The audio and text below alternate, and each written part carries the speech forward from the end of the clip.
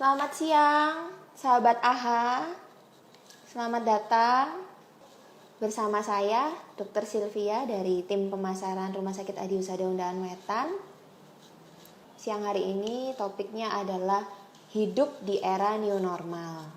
Bersama narasumber kita siang hari ini Dr. Karel Ramli, spesialis penyakit dalam.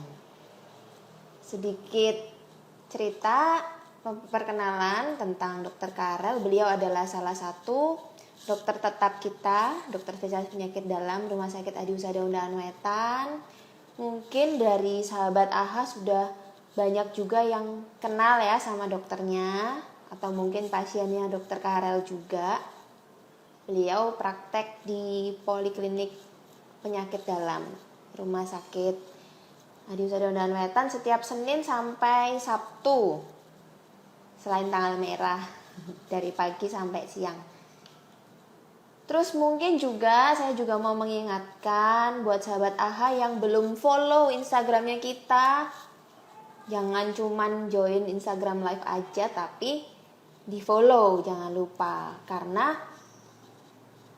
ya ini kita mau banyak memberikan informasi, apalagi sekarang kan semuanya melalui media sosial ya. Kita di rumah masing-masing, jadi kita komunikasinya melalui media sosial, salah satunya melalui Instagram.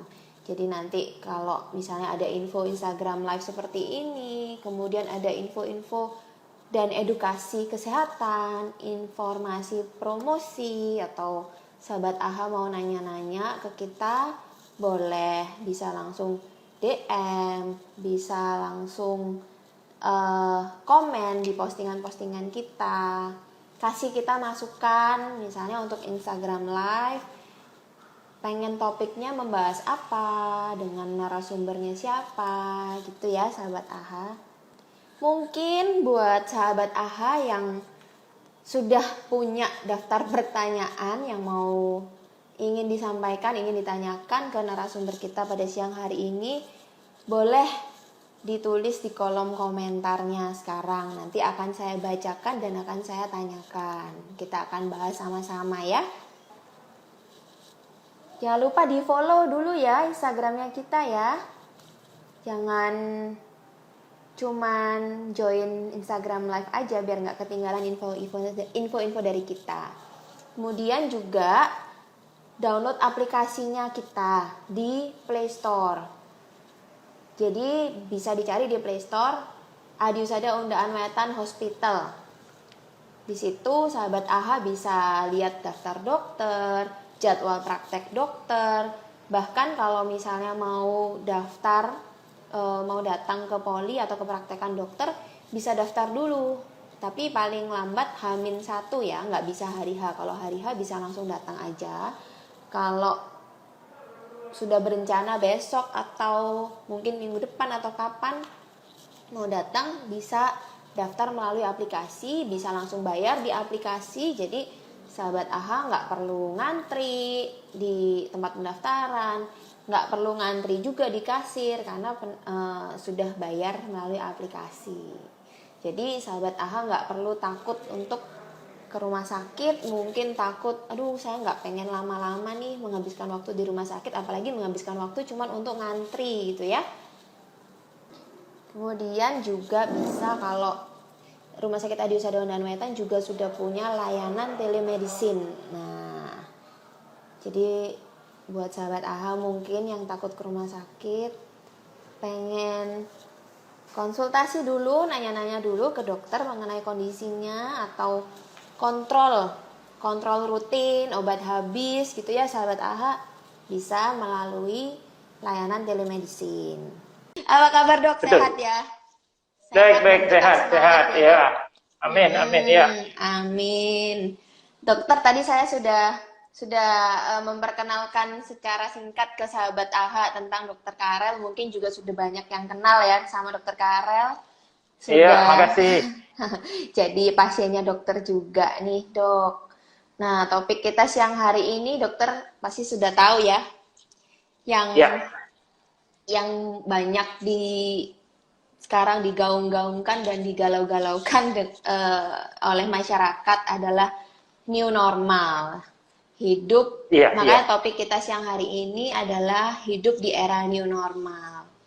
Tapi sebelum kita ke sana, Dok, saya Ya. pengen tanya dulu tentang new normal itu sendiri, Dok, karena saya juga masih bingung. Mungkin sahabat AHA juga masih bingung, cuman taunya cuma dengar dari sana sini new normal, tapi nggak tahu sebetulnya apa sih yang dimaksud new normal. Mungkin kalau menurut Dokter Karel, new normal itu apa sih, Dok? Ya, jadi begini, new normal itu adalah istilah ya toh yang dibuat untuk membuat bagaimana perubahan gaya hidup kita. Jadi saya rasa ini adalah perubahan gaya hidup yang sebelumnya tidak dianggap normal atau abnormal, yang sekarang menjadi normal. Ya, saya rasa ya itu adalah ke arah istilah new normal. Jadi yang sebelumnya dianggap abnormal menjadi normal sekarang. Ya, itu suatu yang normal yang baru. Saya rasa Perubahan itu gaya yang hidup, menjadi. perubahan gaya hidup Ya, seperti apa misalnya, Dok? ya jadi ini akan merubah semua aspek dari kehidupan kita. Eh, itu akan berubah banyak ya. Dan kalau mau ditanya yang Banyak ya, mana Dok saja ya, ya, itu luas. banyak sekali ya. Ya Jadi betul, itu sangat memang luas. memang topik kita hari ini cukup luas dan dalam karena menyangkut semua aspek, semua kehidupan kita berubah karena si COVID-19 ini ya, Dok. Betul, betul ya. Jadi mungkin saya apa namanya mewakili banyak orang. Mungkin gini, ketika kita baru memasuki masa pandemi ini, tiba-tiba si corona ini datang, kita berharap di awal nih, Dok, harapannya kita cuman mungkin 2 bulan, 3 bulan gitu ya, Dok. Jadi kita harus hidup Ya, seperti ini. Tapi seiring dengan berjalannya waktu ternyata kok nggak pergi-pergi gitu si corona ini, nggak selesai-selesai ya, Dok. Nah, ya, pada saat itu, bahkan mungkin sampai sekarang pun kita masih mengharapkan ada seperti kayak finish line gitu, Dok. Jadi di mana kita harus entah gimana caranya kita lari kayak jalan kayak atau terseok-seok untuk mencapai finish line itu yang kemudian kita udah nih selesai, kita bisa hore kembali ke kayak yang sebelum corona ini gitu. Kita bahkan banyak mungkin yang nanya nanti ya habis corona kita ketemu lagi kumpul-kumpul lagi nanti ya habis corona kalau kayak saya dulu suka lari rame-rame gitu nanti ya kita habis corona kita ya. lari rame-rame lagi gitu tapi kenyataannya nggak gitu ya, Dok. Ya, jadi begini, kita tetap optimis suatu saat ini akan berakhir. Ya, tetap optimis. Jadi ada kabar yang cukup menggembirakan. Ada yang berani meramalkan mungkin pada bulan Oktober atau November itu sudah akan dipasarkan vaksinnya. Wah, Ya, akan amin banget dipasarkan nih, Dok. vaksinnya. Ya, tapi kan kita tidak tahu apakah itu akan berhasil apa enggak karena ini baru sampai dengan fase 2. Jadi dia Betul. kalau lengkap bagus ya memang harus sampai selesai sampai fase 3. Bahkan sampai fase 4. Nah, sekarang ke depannya kita optimis akan bisa melewati. Cuman pada saat sekarang ini ya kita harus menyesuaikan diri. Ya, kita harus beradaptasi dengan apa yang ada untuk terhindar dari penyakit ini. Jadi Ya, hanya itu saja. sambil menunggu vaksin gitu ya, Dok. Sambil menunggu Ya, semua ini terkendali, kita harus eh, istilahnya membuat apa yang sedang kita kerjakan sekarang yang tadinya nggak biasa, nggak normal menjadi sesuatu yang normal itu tadi kayak yang Dokter Karel bilang di awal ya, Dok. betul, betul. Jadi Ya, ya memang kalau dari Jawa Timur sendiri, khususnya Surabaya, belum ya dari pemerintah untuk ngomong ini new normal. Tetapi kalau mungkin meskipun nanti ketika pemerintah sudah bilang oke, ini new normal, ya nggak ada perubahan, ya harus tetap seperti ini gitu kan dok. Jadi kalau memang keluar harus pakai masker, harus sedia hand sanitizer mungkin di kantong atau di tas. Mungkin kalau Iya, ketemu orang nggak bisa cipika-cipiki lagi. iya betul. Jadi begini, kalau new normal akan diterapkan, kemungkinan besar adalah pada saat di mana ada pelonggaran PSBB. Jadi kita melonggarkan apa yang banyak kita larang sekarang, ya, kemudian pelan-pelan akan dilonggarkan. Nah, pada saat melonggarkan itulah kita sudah harus siap yang namanya new normal tadi. Ya, tetapi prinsip atau syarat untuk bisa melonggarkan, harapan saya adalah kalau misalnya sudah ada paling tidak perlambatan dari jumlah kasus. Nah, Sedangkan kalau pada saat jumlah kasus masih naik, kalau kita longgarkan, itu tidak akan dia turun dengan sendirinya, tidak. Dia akan naik lebih tinggi lagi. Ya, jadi untuk saat sekarang, apakah kita sudah mulai mencoba menghidup untuk dilonggarkan, itu agak beresiko ya kalau menurut belum saya ya. saatnya ya dok. Iya, belum saatnya. Tetapi ya kalau misalnya pun terpaksa harus daripada lebih banyak kerugian, ya, karena masyarakat juga agak sulit diatur, ya, akan sulit diatur. Kita lihat saja kenyataannya bahwa itu banyak resistensi, ya. Nah, kita yang masih bisa punya akal sehat, kita sendirilah yang melindungi diri kita. Betul. Kalau sudah dari orang lain, ya sulit kita mengharapkan orang lain untuk menjaga keselamatan kita. Tidak bisa ya, kita harus bertindak sendiri dan dengan cara-cara yang masuk akal. Ya, jadi seperti mungkin saya mulai saja ya.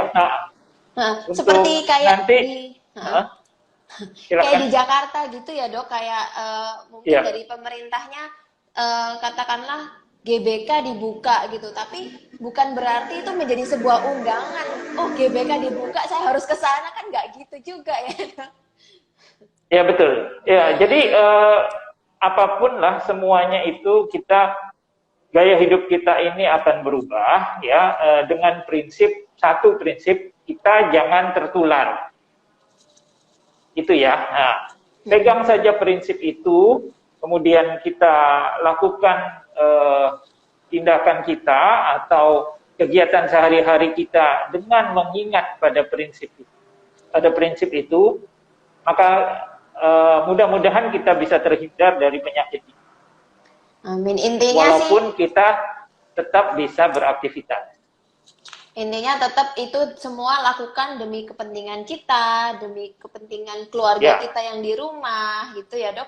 Betul, jadi semua dikaruniai oleh akal budi sendiri-sendiri, kebijakan sendiri-sendiri, bisa menilai sendiri ya dok, ini bijak atau tidak untuk dilakukan gitu ya.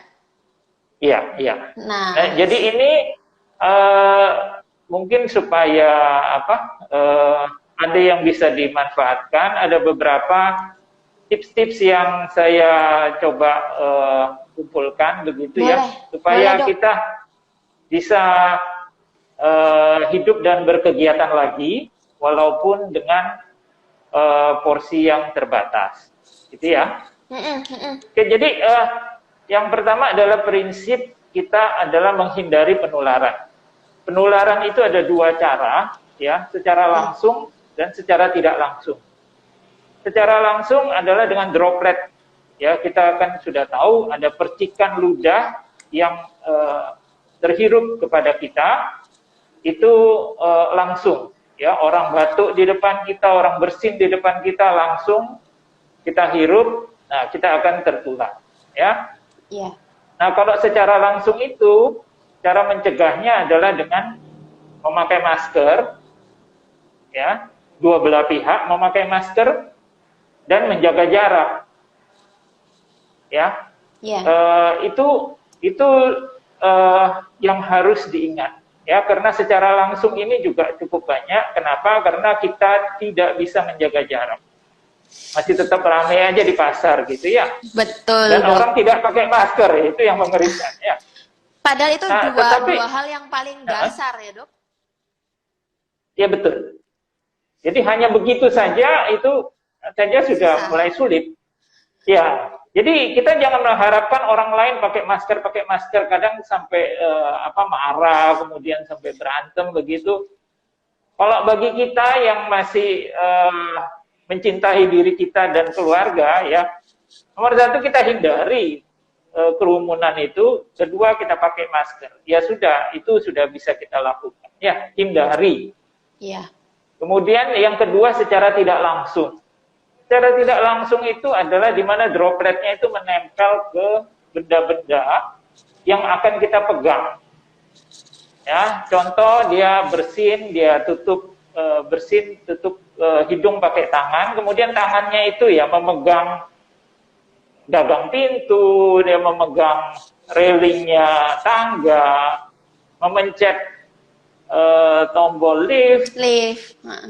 Iya, dan atau memencet tombol ATM, memencet tombol alat yang di supermarket untuk pembayaran non tunai itu adalah penularan secara tidak langsung, karena setelah kita pencet-pencet itu kita pegang pintu, iya, kita membawa kuman atau virus itu ke tubuh kita melalui tangan kita, ya. Nah, cara mencegah supaya itu tidak masuk, ya, tidak terjadi seperti itu adalah dengan mencuci tangan sesering mungkin, ya. Habis kita pegang sesuatu yang sudah dipegang orang lain, kita harus cuci tangan. Gagang pintu, kalau kita naik kendaraan umum, ya, semua itu orang lain sudah pegang. Cuci tangan sedapat mungkin setelah ada kesempatan, ya. Iya. Dan selama itu kan kita kita pakai masker. Masker juga mengingatkan kita supaya jangan memegang wajah kita, jangan dipegang wajah kita, ya. Juga jangan suka pegang masker juga ya, Dok, karena masker tuh juga kotor. Betul, kalau sudah terkena dari luar, ya kalau kita pegang masker di luar itu ya sama saja terkontaminasi. Jadi kita harus cuci tangan. Kalau kita terpaksa mau pegang, kita cuci tangan dulu. Setelah selesai pegang, cuci tangan lagi. Ya, jadi harus sering-sering. Nah, ada yang bermasalah adalah dia pakai begini, tapi terus tangannya masuk ke dalam karena hidungnya gatel, dia jadi mata yang sering ya, hidung juga. Iya, jadi dia pakai masker tapi tangannya masuk ke situ, dia pegang-pegang hidungnya. Selesai juga, jadi nggak ada manfaatnya, iya, ya. Jadi itu yang harus diingat, prinsipnya itu adalah penularan kita hindari karena secara langsung dan secara tidak langsung. Nah, ada beberapa yang nanti kalau misalnya kita sudah mulai beraktivitas lagi, atau sekarang memang mau beraktivitas, adalah bahan-bahan apa saja yang mesti kita bawa kalau misalnya kita keluar rumah. Alat perangnya, Dok.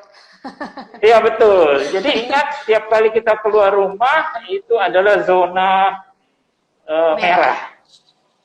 Ya, zona merah. Kalau Surabaya katanya sudah jadi hitam. Hitam. Iya. Anggap itu jadi, medan pertempuran, pokoknya di luar rumah tuh medan pertempuran. Betul, iya.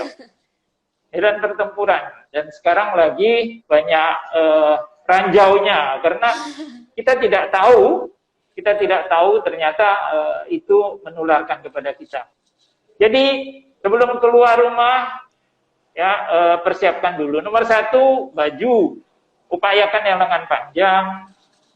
Ya, kemudian celana juga panjang, kemudian sepatu, kalau bisa nih sepatunya yang tidak masuk air.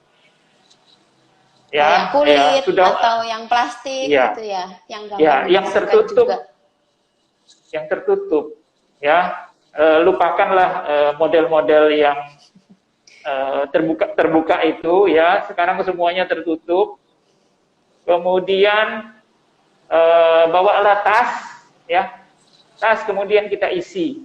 Isinya apa? Nomor 1, masker cadangan. Karena masker itu hanya tahan 4 jam, ya. Jadi kalau dia sudah mulai banyak kita bicara, kemudian sudah banyak ludah terkumpul di situ, kemampuan untuk menyaringnya menjadi berkurang. Dan justru itu Mungkin menjadi tempat kuman untuk bisa bertumbuh. Kalau sudah lembab atau mungkin ada kecelakaan talinya putus gitu ya, Dok? Ya, ya. Jadi paling tidak harus ada cadangan karena 4 jam, kita ingat itu 4 jam. Dan WHO barusan merilis ada perubahan untuk cara membuat masker dari kain. Upayakan tetap 3 lapis. Ya, jangan 1 atau 2 lapis saja, tapi 3 lapis dengan bahan yang berbeda-beda. Dan saya rasa untuk masker yang di tengahnya ada tisu itu juga bagus. Ya, itu juga bisa dipakai, itu masuk akal karena depan, kemudian tisu, dan kemudian di belakangnya. Kemudian hand sanitizer. Pokoknya setiap kali pegang apa, cuci tangan, ya. Tisu basah, tisu kering, ya, untuk supaya tidak memegang langsung.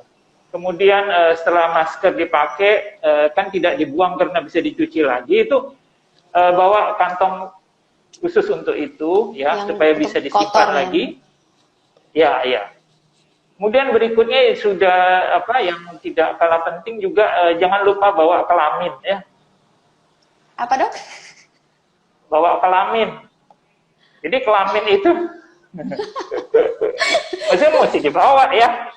Kelamin adalah kelengkapan alat makan dan minum. Oh. Oke, ya akan mudah diingat, ya. Kelamin itu kelengkapan alat makan dan minum. Saya apa saja saya itu? Dok. Memang betul kelamin, toh? Iya, iya. Jadi botol minum, bawalah minum sendiri, ya. Kemudian sendok garpu, tempat gitu ya, Dok. alat makan, ya.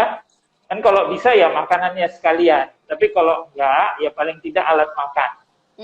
Jadi kita menjaga diri kita sendiri, ya, supaya tidak harus was-was tiap kali kita makan di luar kalau terpaksa, ya. Kemudian kalau kita berbelanja, bawa tas belanja sendiri.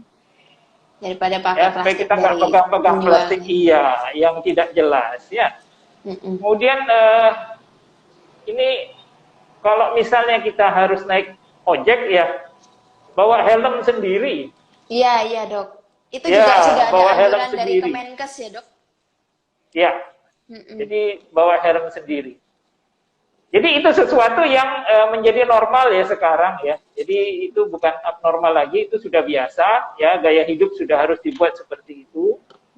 Mau tambahan boleh. Jadi ada orang sekarang jual alat untuk buka pintu itu yang dari plastik itu, supaya kita nggak mau megang. Alat buat mencet tombol lift. Tusuk tombol itu, ya itu juga ada. Ya, silahkan, ya. Kemudian hal-hal itu yang terus itu yang harus kita mindset kita yang tadinya itu mungkin nggak normal, itu lebay, itu yang harus kita jadikan. Iya. This is the new normal gitu, ya, Dok. Iya, betul. Jadi sesuatu yang aneh, baru, ya, sesuatu yang aneh, tetapi itu sesuatu yang sangat diperlukan sekarang dan itu yang masuk akal. Iya. Itu yang masuk akal, ya. Iya. Kemudian boleh tambahan lagi, kalau mau pakai face shield, ya, untuk pelindung wajah, silahkan, ya. Terutama kalau keluar-keluar ke mall begitu, ketemu banyak orang, pakai aja. Bahkan ya, sampai jadi, ada video yang baru beredar, katanya di Changi orang penumpangnya pada pakai hazmat. APD semua. Iya. Jadi itu sesuatu yang normal sekarang. Jadi Ya, jangan dianggap jadi aneh jangan lagi ya. jangan dianggap aneh lagi. Justru kalau kita tidak memakai itu, lah orang akan menganggap loh ini kok aneh. Nah, Iya. saya juga sudah sekarang mulai kalau ngelihat orang di luar masker aja itu udah banyak yang belum pakai, Dok. Itu saya juga suka saya Iya. tegur gitu, atau bahkan maskernya Iya.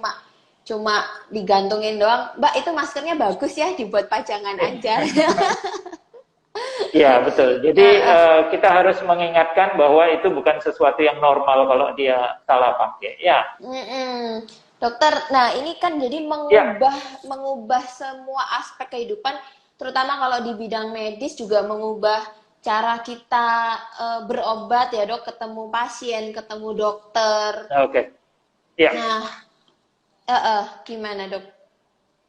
New Jadi kalau normal dalam untuk, berobat sekarang. ya, jadi orang kalau berobat ini pasti terus mikir ya, apakah Hmm. aman pergi ke praktek dokter atau ke rumah sakit ya, karena itu adalah tempat berkumpulnya orang-orang sakit dan kita bisa ketularan di sana. Jadi Tapi dok, takut ke rumah ya, sakit tapi masih ke pasar dok.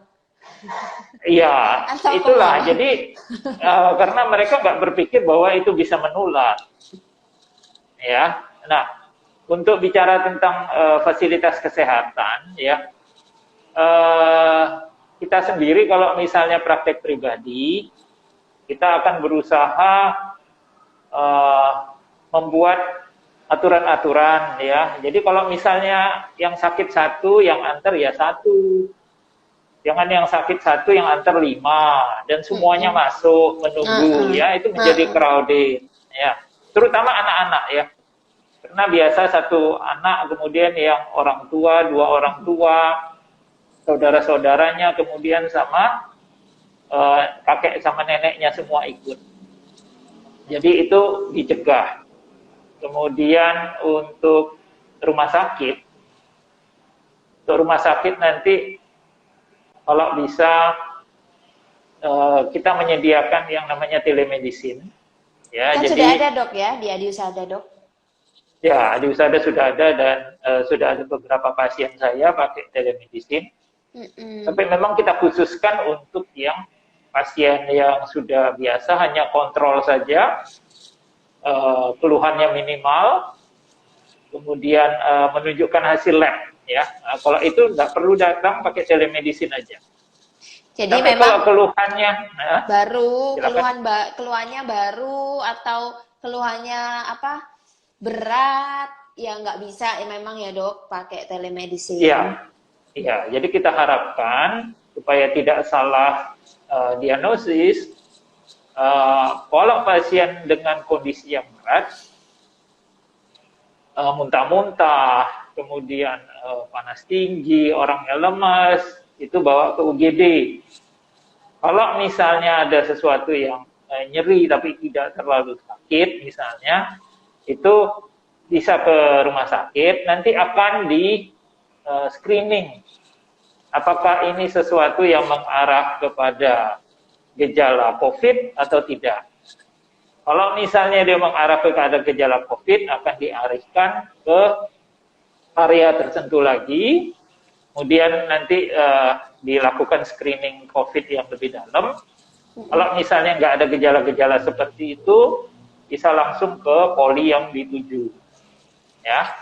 Tetapi juga nanti jangan kaget kalau dokter itu tidak akan memeriksa seperti biasanya. Artinya dokter juga akan menjaga jarak kepada pasiennya. Ada 2 yang penting di sini adalah melindungi pasiennya terutama, karena kita mencegah terjadinya penularan baik dari pasien ke dokter maupun dari dokter ke pasiennya. Pasien.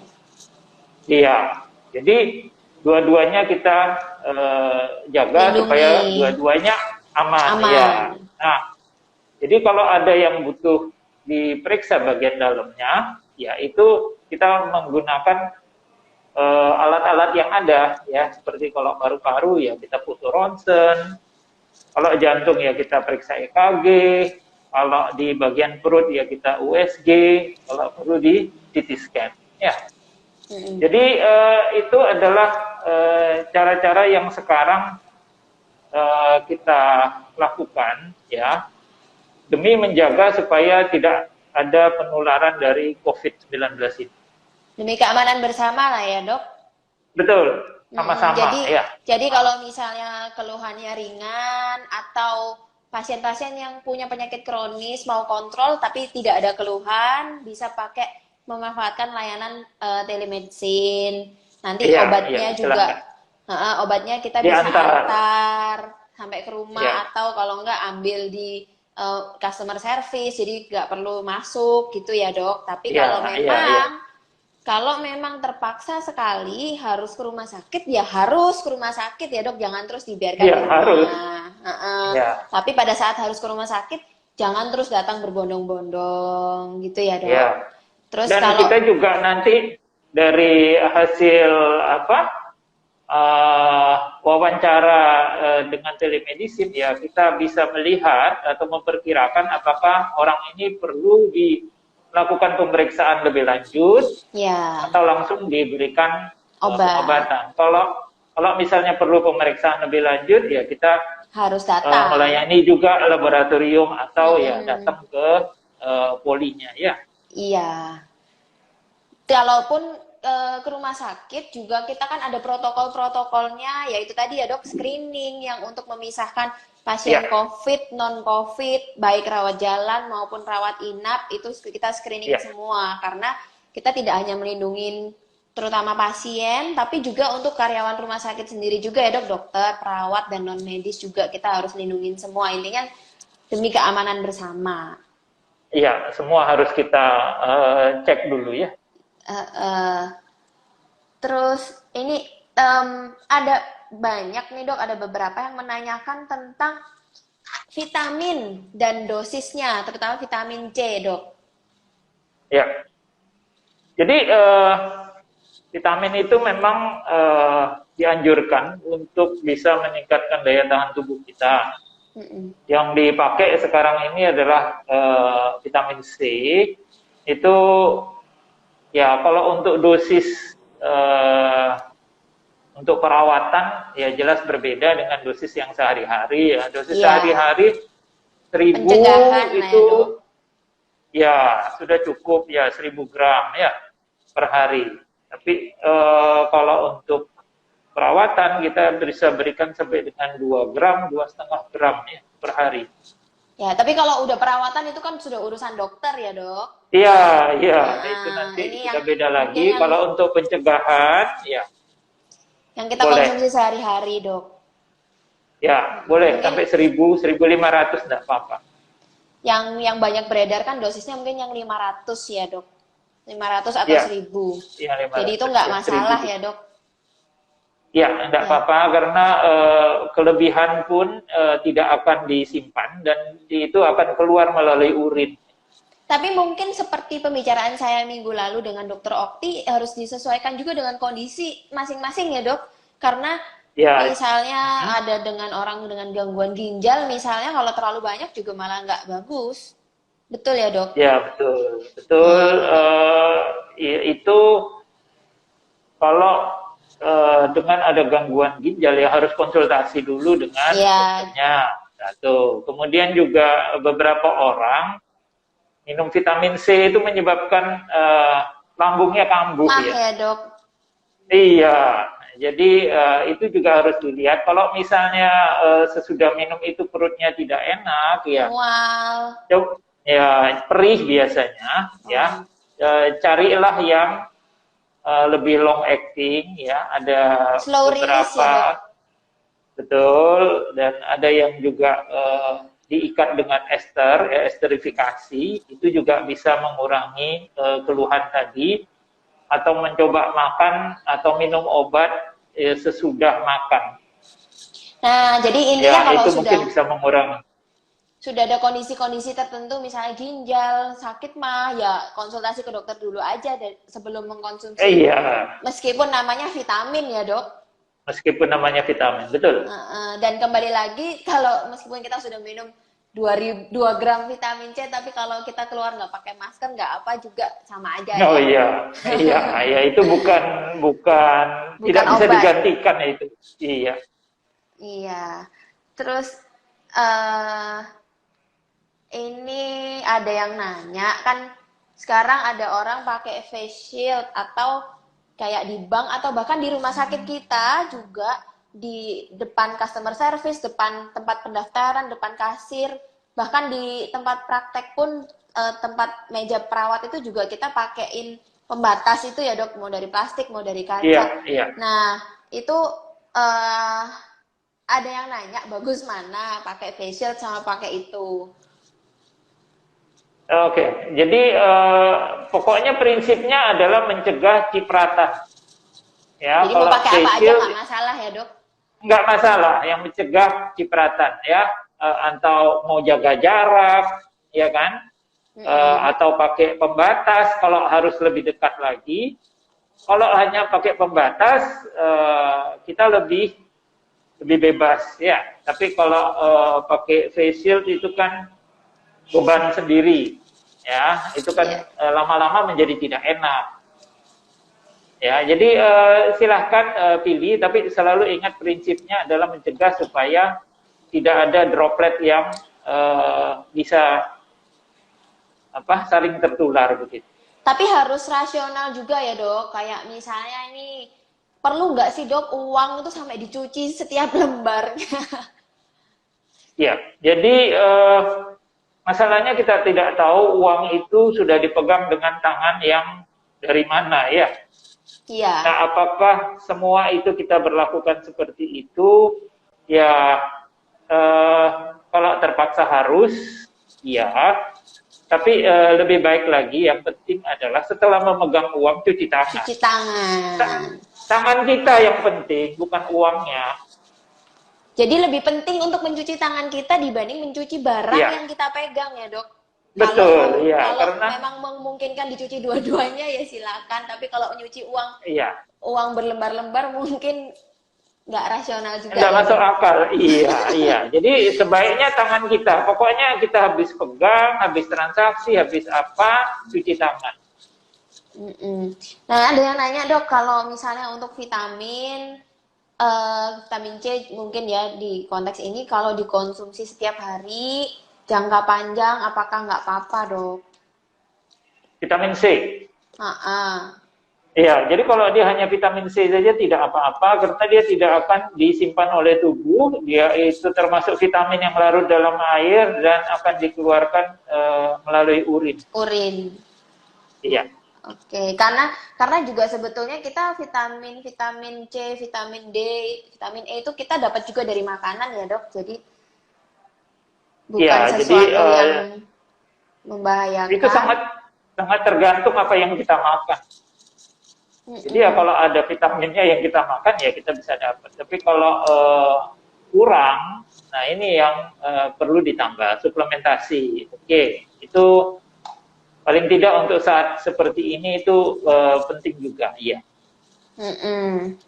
Terus ada yang nanya dok, kalau misalnya kita, terutama mungkin anak-anak ya, kalau dewasa mungkin nggak bisa betul-betul 100% stay at home, tapi kalau anak-anak kan banyak yang sama orang tuanya betul-betul dirumahkan. Jadi kalau ada yang nanya, kalau misalnya terlalu banyak di rumah, apakah bisa mempengaruhi imun, bisa bikin imunnya turun, kayak gitu dok?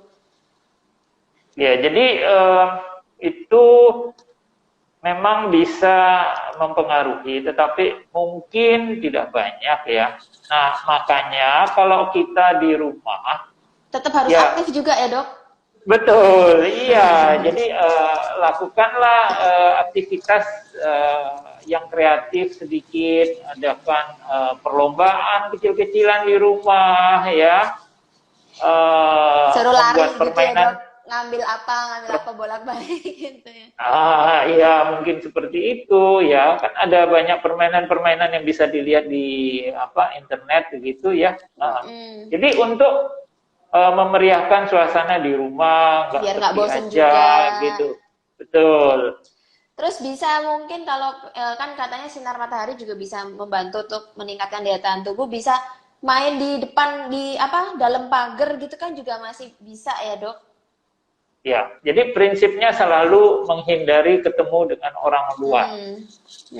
Ya, kalau selama masih di dalam pagar dan orangnya tidak masuk, ya nggak apa-apa. Cuman yang paling kita khawatir adalah orang-orang yang masuk ke dalam rumah. Jadi kalaupun kita misalnya menerima paket atau apa gitu, upayakan orangnya tidak masuk ke dalam rumah, tinggalkan saja di luar. Contactless Kemudian, ya dok, kayak banyak ojek online betul, sekarang kan menyediakan fasilitas betul, contactless. iya, itu masuk akal ya supaya apa kita memperkecil lah kemungkinan Supaya terjadinya sama-sama penularan. aman. Betul, betul. Jadi ya. ojek online-nya juga nggak boleh tersinggung kalau nggak Iya. ditemuin gitu ya dok. Udah mas taruh di Iya. pagar aja. Iya, jadi itu malah ada pilihannya di situ. Iya. Ada pilihannya bahwa ditaruh di depan pagar saja kemudian ditinggal. Ya itu another new normal juga ya dok. Betul, betul. Ya, memang loh dulu ya sempat ada yang marah-marah karena dokternya memakai APD. Ya, jadi ya itulah itu dulu Padahal mungkin iya. Sekarang Ya, harus tapi kita sekarang harus marah kalau orang nggak pakai APD ya dok. kalau dia nggak pakai, iya. Karena itu membahayakan kita juga. Betul, iya. Loh, dokternya nggak pakai. Oh, dokternya padahal bisa ketemu orang sakit sehari berapa kali ya. Nah, iya. Terus ini ada mungkin pertanyaan terakhir dokter, OTG itu apa Iya. dok? Apa orang sehat semuanya jadi OTG? Ya, jadi kalau misalnya orang itu dites, ya, kemudian dia positif COVID, kemudian tapi dia tidak bergejala, dia tidak panas, dia tidak batuk, ya, itu yang kita sebut dengan OTG. Ya, jadi ketemunya di mana ya? Kalau misalnya dilakukan pemeriksaan massal itu, ya, jadi ya sementara ini hanya dilakukan dengan pemeriksaan rapid test. Memang yang sebaiknya yang asli adalah dengan PCR. Tapi karena mahal, hanya yang rapid testnya positif yang kita periksakan PCR untuk untuk lebih memastikan lagi. Betul. Mungkin ya. juga ini ya dok, kalau misalnya kita tahu anggota keluarga apalagi yang serumah atau yang kita tahu yang kita kontak dekat, kemudian kita tahu dia ternyata positif ya, kita juga sebaiknya meskipun nggak ada gejala kita memeriksakan diri ya. Siapa tahu kita OTG juga. Oh iya, iya betul. Jadi ya itu namanya kontak tracing ya. Jadi ada satu orang yang positif, orang-orang yang berinteraksi dengan orang tersebut harus di tes untuk kemungkinan terkena apa tidak ya. Dan itu OTG malah lebih bahaya dok kadang karena masih banyak yang kayak denial gitu loh, orang saya nggak sakit nggak apa-apa kok, nggak mungkin saya positif gitu ya dok, meskipun sudah dites dan positif dan tidak dirawat di rumah sakit karena dia nggak punya gejala. Jadi kita himbau untuk dirawat di rumah, ternyata dia denial jadi dia masih kelayapan. Nah itu yang bahaya. Jadi itulah yang membuat kita menjadi berat dan kemungkinan juga itu yang membuat Surabaya ini menjadi merah dan hitam. Iya, jadi orang-orang yang tidak merasa sakit itu pergi kemana-mana, interaksi kemana-mana, tidak memenuhi protokol, dan dia menyebarkan ke banyak orang. Oke, ini kasihan nih dok, karena anak kos, jadi saya ada nanya, kalau anak kos beli makanan di warung itu aman nggak ya makanannya dok? Iya, jadi makanannya sih aman, ya apalagi ya kalau sudah dimasak ya aman, ya. Yang tidak aman itu adalah ketemu orangnya ya dok. Satu, kemudian pada saat membeli lihat apakah nanti tangannya itu langsung memegang bahan makanan yang akan kita makan, ya. Jadi dipilih-pilih juga yang higienis, ya. Kemudian yang kedua tadi memang berinteraksi dengan orang lain, ya kan? Kemudian tentang bungkus-bungkusnya bagaimana? Ya sudah, kalau sampai mungkin di rumah ya jangan makan di tempat tapi makan dibawa ke kosnya aja pakai pakai peralatannya Ya, sendiri juga. iya, iya, iya, itu sudah pasti. Jadi kalau bisa ya jangan dibungkus-bungkus ya, bawa rantang Ah, ya, kayak zaman dulu, ya tempat makan Tupperware begitu, masukkan ke situ, itu sudah lebih aman lah. sampai ada jokes nih dok, saya lihat ada orang beli makan di tempat langganan, terus kok sekarang makanannya nggak terlalu enak ya Oh iya. dibanding dulu. Terus, oh iya karena sekarang saya cuci tangan. Iya, betul. Oke dok, saya rasa Ya, udah banyak ya yang kita bahas hari ini. Sudah banyak sekali informasi, edukasi, dan himbauan yang diberikan dari Dokter Karel. Yang kita percaya sahabat AHA semuanya akan mendengarkan dan menjalankan. Kita sama-sama menjalankan hidup di era new normal ini seperti yang tadi Dokter Karel bilang ya, berusaha nggak denial lagi, berusaha menerima kenyataan bahwa ya ya, sekarang saya hidup harus seperti ini, sambil kita tetap berharap, kita tetap berdoa, kita tetap menanti adanya vaksin, adanya ini ya dok, apa obat ya. obat, penurunan penurunan kasus, dan mungkin kita juga Ya, kita nggak bisa melihat negara lain, mungkin negara lain kayak Jepang mereka sudah mulai kembali beraktivitas, sudah yang tadinya sepi sudah rame. Ada negara ya, lain ya. yang mungkin sekolah sudah dibuka, mungkin karena mereka sudah melalui masa puncaknya, dan penemuan jumlah Sudah kasus barunya sekarang sudah sangat sedikit sedikit ya. sekali. Sedangkan kita ini Ya, puncaknya aja mungkin belum gitu ya dok. Jadi kita masih belum jangan, kelihatan ya. nah kita jangan ya, kita sabar-sabar aja dulu lah ya dok. Iya, terima Oke aja dulu dokter, begini ya. iya. Ya, Terima kasih banyak dok buat oke. waktunya, sukses terus, sehat terus Sama-sama, dokter. Dokter Silvi. Iya, Ya, oke dok. oke. Sampai Ya, stay jumpa. healthy. Ya, Iya, bye-bye. bye-bye. Oke, sahabat AHA, itu tadi bincang-bincang santai kita bersama Dokter Karel Ramli, spesialis penyakit dalam. Semoga apa yang sudah disampaikan oleh Dokter Karel cukup jelas ya, sahabat AHA, bahwa apa sih yang dimaksud dengan new normal itu ya sekarang yang sudah kita lakukan ini. Mungkin nanti sahabat AHA yang selama ini masih WFH, kemudian nanti ketika harus kembali bekerja sudah tahu apa yang harus dilakukan, apa yang harus dilakukan ketika kita keluar rumah, alat perangnya apa saja, ya itu this is the new normal. Kalau kita keluar kita seperti ada di medan perang gitu ya, kita harus bawa alat perang, itu new normal yang dimaksud gitu. Stay safe semuanya. Kemudian jangan lupa tadi kalau misalnya sahabat AHA merasa tidak enak badan, merasa sakit. Satu, yang pertama kalau ngerasa sakit, ngerasa nggak enak badan, jangan keluar rumah ya sahabat AHA. Biarpun pakai masker, biarpun apa, sebisa mungkin stay at home aja kalau sakit. Satu. Kemudian yang kedua, tapi jangan diobatin sendiri juga. Jadi manfaatkan layanan telemedicine. Apalagi kalau sahabat AHA kan sudah punya nomor rekam medis di sini, rata-rata pasien lamanya adiusada gitu ya.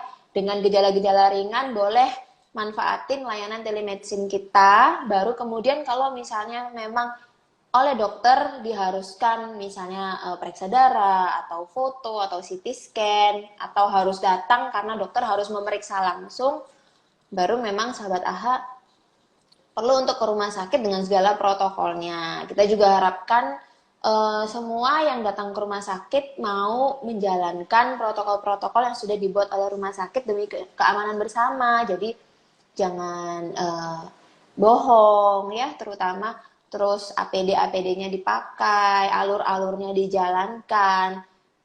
Sebisa mungkin turutin aja, jangan marah-marah karena semua juga demi kepentingan kita bersama, keamanan kita bersama. Kemudian jangan lupa follow Instagramnya kita seperti yang tadi saya bilang di awal untuk dapetin info-info yang paling update tentang Rumah Sakit Adi Husada Undan Wetan dan tentang kesehatan. Jangan lupa kalau misalnya nanti ada request tentang topik, tentang jam, tentang hari yang sahabat AHA pengen kita bikin Instagram live-nya atau apapun yang sahabat AHA pengen kita bikin, boleh DM kita, boleh komen di postingan kita, nanti akan kita usahakan. Gitu. Dan juga satu lagi, jangan lupa download aplikasinya kita di Play Store, Adiusada Undaan Wetan Hospital, supaya kalau memang harus ke rumah sakit, nggak perlu ngantri. Tapi nggak bisa hari H ya, sahabat AHA ya. Harus paling lambat H-1, jadi sehari sebelumnya. Kalau memang hari H terpaksa mendadak sakit gitu ya, langsung ke UGD atau bisa langsung datang ke rumah sakit, nanti akan di screening, kalau memang bisa ke poli ya akan diarahkan ke poli. Terima kasih buat yang sudah join. Selamat siang dan kita ketemu lagi minggu depan. Salam sehat Adiusada.